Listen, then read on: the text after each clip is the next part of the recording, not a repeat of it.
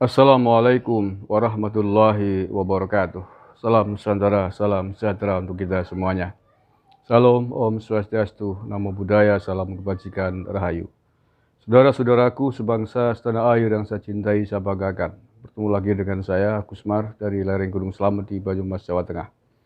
Masih terkait dengan tragedi pengeroyokan terhadap Ade Armando di Jakarta kemarin.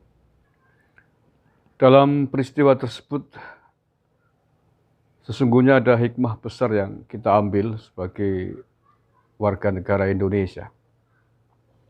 Apa hikmahnya? Yakni dari peristiwa itu sesungguhnya membuktikan, membukakan mata kepada kita semuanya, khususnya kepada mereka yang selama ini berteriak, selama ini tidak percaya bahwa di Indonesia ini ada kelompok radikal yang biasa nyinyir radikal-radikul gitu ya.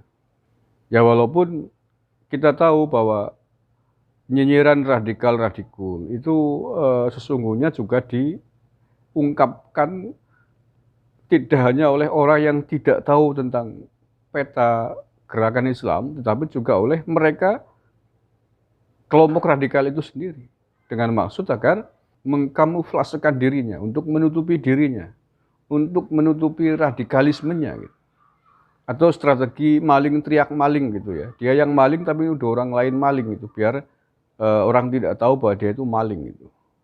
Nah, peristiwa pengeroyokan terhadap Ade Armando ini membukakan mata kepada kita semuanya bahwa itulah bentuk nyata dari kelakuan orang-orang yang sudah terpapar paham radikal. Mengapa saya katakan demikian? Kita semuanya tahu, pasca peristiwa itu, pasca tragedi itu, para pelaku dan supporternya itu bukannya kemudian menyesali, bukannya kemudian minta maaf, tetapi justru merasa bangga gitu. Merasa bangga dengan kekerasannya, merasa bangga dengan keradikalannya.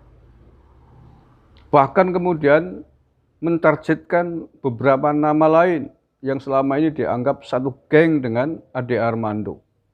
Ada Denny Sergar, ada Eko Kuntadi, ada Guntur Romli dan lain sebagainya, termasuk Menteri Agama ditargetkan, disebut oleh Abdul Mukmin itu. Nah, inilah sikap-sikap radikal, sikap-sikap garis keras atas dasar agama. Mereka mengatakan bahwa penista agama halal darahnya dan lain sebagainya. Barbarian, main hakim sendiri. Jadi itulah bentuk dari sikap radikal.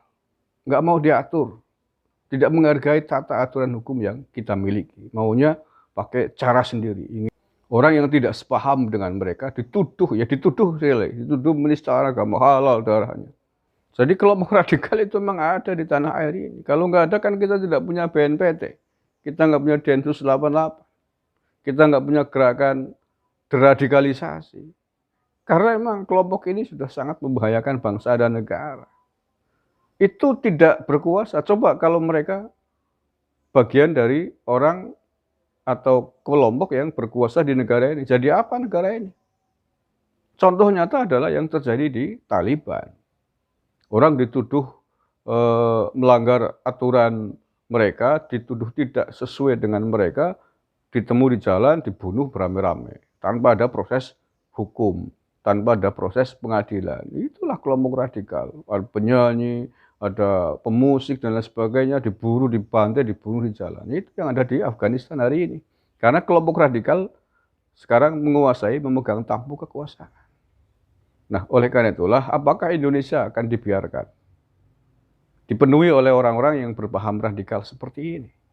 Tentu saja tidak. Dan oleh karenanya lah, maka peran ketegasan dari pemerintah, aparat penegak hukum sangatlah vital untuk memberantas, untuk mengatasi kelompok-kelompok radikal ini. Kalau tidak tegas, maka kejadian-kejadian serupa akan banyak menimpa, akan banyak terulang di tempat-tempat yang lain, dan ini tidak boleh. Sesungguhnya masyarakat sipil yang lain bisa saja melawan mereka, tapi kan kita punya hukum, kita negara hukum, tentu tidak menginginkan adanya perang saudara, tidak menginginkan adanya hukum rimba. Dan ini bisa diwujudkan kalau pemerintah aparat kita tegas terhadap kelompok mereka. Dan tentu kita tidak ingin ini terjadi. Kita sudah membina, membangun negara ini, demokratisasi ini dengan sebaik-baik dalam waktu yang panjang, rentang waktu yang panjang. Perangkat hukum kita sangat komplit gitu ya.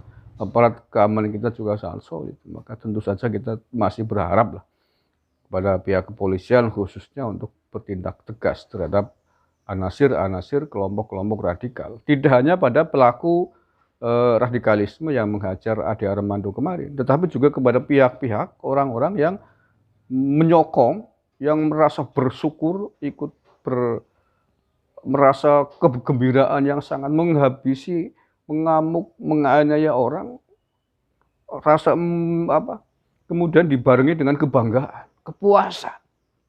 Itulah sikap radikalisme sesungguhnya. Apalagi menyebut nama Tuhan. Itulah ciri khas dari kelompok-kelompok radikal. Ya walaupun mereka akan menolak dibilang radikal, tetapi faktanya memang demikian. Jadi pemerintah, polisi khususnya tidak bisa membiarkan itu terjadi.